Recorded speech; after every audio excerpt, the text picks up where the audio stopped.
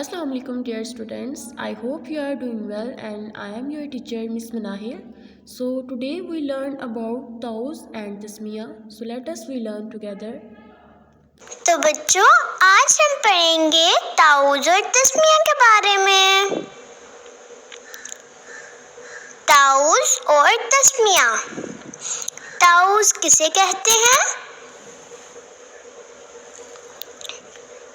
आऊज़ु बिल्लाहि मिनश शैतानिर रजीम को ताउज कहते हैं। तस्मिया किसे कहते हैं?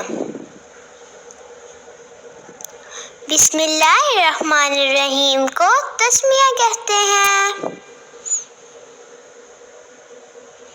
ताउज का तर्जुमा क्या है? मैं पनाह मांगता हूँ अल्लाह की शैतान मरदूद से।